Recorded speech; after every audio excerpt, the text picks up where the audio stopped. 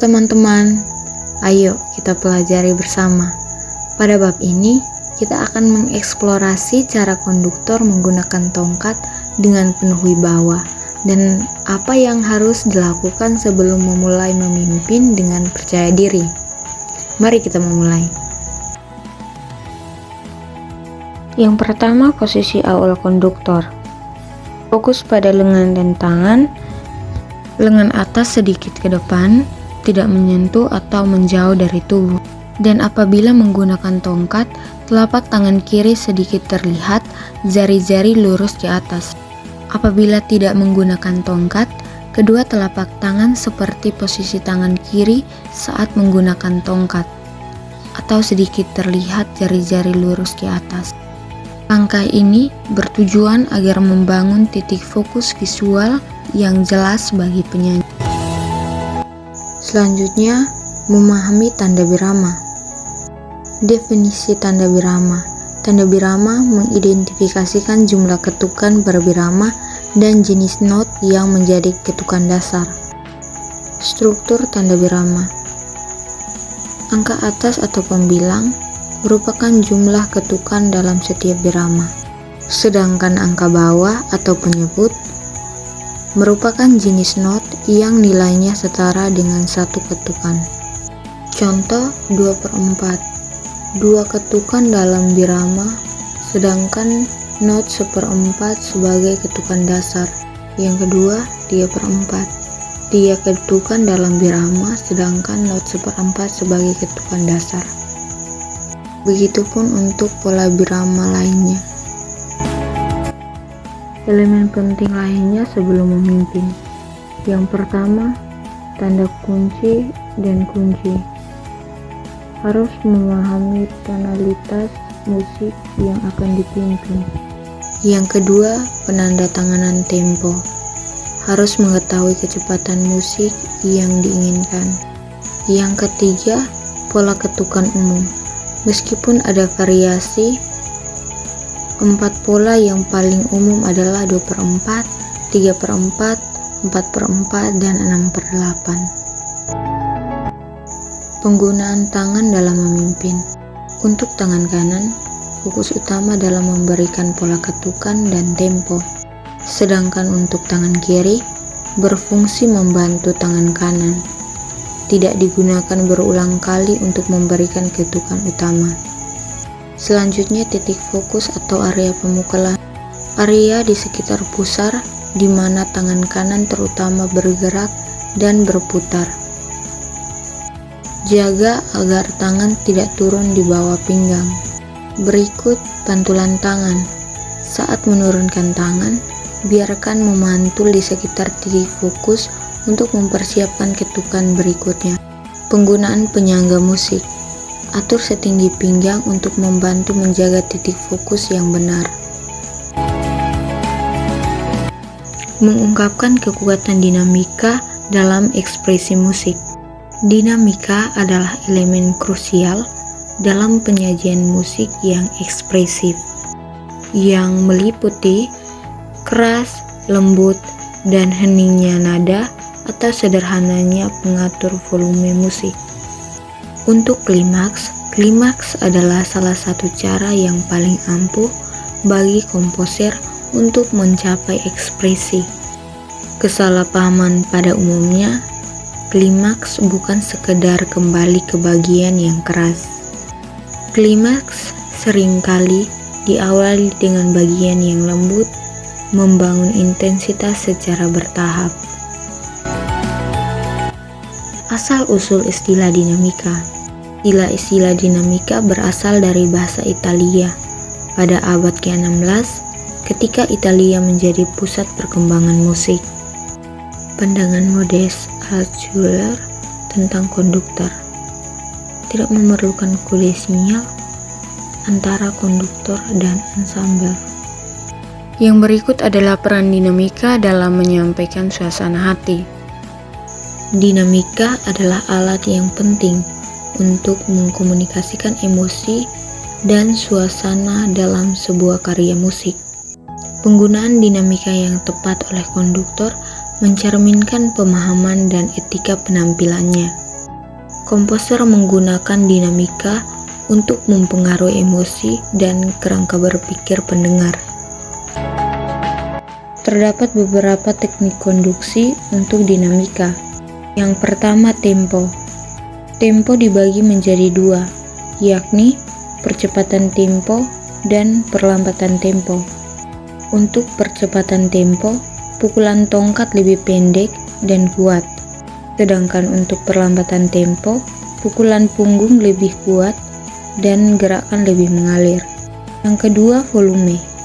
Volume dibagi menjadi dua, yakni nada lebih keras dan nada lebih lembut.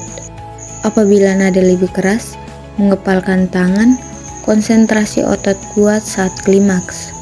Sedangkan nada lebih lembut, mengulurkan tangan kiri, telapak menghadap ke bawah, pegang tongkat lebih longgar, kondisi tubuh rileks.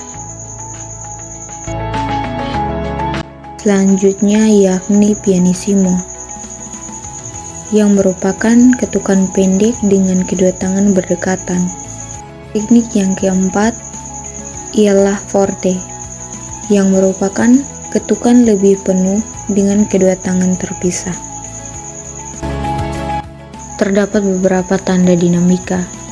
Yang pertama, pianissimo atau PP, yang berarti sangat lembut. Piano atau P, yang berarti lembut. Mezzo piano atau MP, yang berarti agak lembut. Mezzo forte atau MF, yang berarti agak nyaring. Forte atau F, yang berarti nyaring. Yang terakhir yakni fortissimo atau FF, yang berarti sangat nyaring. Selanjutnya ialah ekspresi dinamika melalui gerakan tangan kiri konduktor. Konduktor sering menggunakan tangan kiri untuk mengontrol dinamika atau keras lembut ansamba, sementara tangan kanan fokus pada ketukan dan tempo. Seperti contoh pada gambar. Crescendo dengan tangan kiri. Gerakan ke atas untuk mengangkat tangan kiri secara bertahap. Peningkatan ketegangan di lengan bawah mengidentifikasikan crescendo. Simbol crescendo seperti pada gambar di samping. Berikut mengkomunikasikan diminuendo atau decrescendo dengan gerakan tangan kiri. Diminuendo atau decrescendo merupakan kebalikan dari crescendo, berarti pengurangan volume atau kekerasan suara secara bertahap. Untuk gerakan tangan kiri, biasanya ditunjukkan dengan gerakan tangan kiri ke bawah. Teknik gerakan, konduktor secara bertahap memutar telapak tangan menghadap pemain sambil menurunkan perlahan hingga mencapai titik fokus. Untuk interpretasi pemain, ketika konduktor menunjukkan telapak tangan kiri menurun, pemain harus merespon dengan mengurangi volume suara mereka. Fleksibilitas gerakan, dinamika dapat disesuaikan melalui berbagai variasi gerakan tangan. Untuk simbol di crescendo seperti gambar di atas. Selanjutnya, peran krusial tangan kiri konduktor dalam ekspresi musik. Tangan kiri sebagai alat ekspresi utama. Tangan kiri adalah alat vital bagi konduktor untuk mengkomunikasikan gaya, suasana hati, dan ekspresi, terutama dinamika. Esensi penggunaan tangan kiri. Penggunaan tangan kiri yang esensi meningkatkan komunikasi dengan ansambel, namun penggunaannya tidak boleh berlebihan. Keseimbangan dengan tangan kanan. Tangan kanan menjaga ketukan dan tempo yang stabil tanpa ketegangan, sementara tangan kiri memperjelaskan aspek ekspresif. Dinamika melalui ukuran gerakan. Ukuran gerakan tangan kiri berkorelasi dengan dinamika. Gerakan lebih besar untuk suara lebih keras. Selanjutnya, tangan kiri digunakan untuk memberikan isyarat kepada solis untuk bagian instrumen tertentu yang memainkan melodi atau memiliki peran khusus. Konduktor akan berbalik ke arah mereka dan memberikan isyarat dengan tangan kiri. Membalik halaman partitur.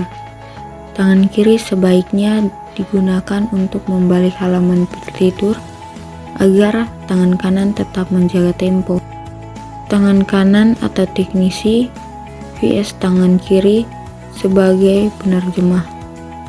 Tangan kanan fokus pada aspek teknisi atau ketukan, sementara tangan kiri menerjemahkan dan memperkaya musik secara artistik. Tangan kiri mengembangkan phrasing, dinamika, aksentuasi, subito, dan memperkuat gerakan tangan kanan. Saat tidak digunakan, tangan kiri dapat berada di dekat pinggang untuk tindakan lebih cepat. Selanjutnya, tangan kanan sebagai sang spesialis tempo dan pola. Tangan kanan sangat berfungsi dalam mendefinisikan pola ketukan dan tempo. Untuk pola ketukan fundamental, konduktor harus menguasai pola-pola ketukan dasar yang bervariasi dalam karya musik. Kewajiban tangan kanan untuk mengeksekusi pola-pola ini dengan akurat. Adaptasi ekspresif. Pola ketukan dapat disesuaikan dengan ekspresi musikal, termasuk mempertahankan tempo dan mengkomunikasikan perubahan birama secara efektif. Adapun gerakan tongkat. Gerakan tongkat pada tangan kanan meliputi ke bawah, ke kiri, ke kanan, ke atas, dan variasi lainnya. Contoh gerakan tongkat untuk birama 4/4 bisa dilihat pada gambar di sebelah teks. Pusat rotasi garis-garis gerakan atas bawah, kiri kanan berputar di sekitar pusat ini. Membangun kondisi melalui mata.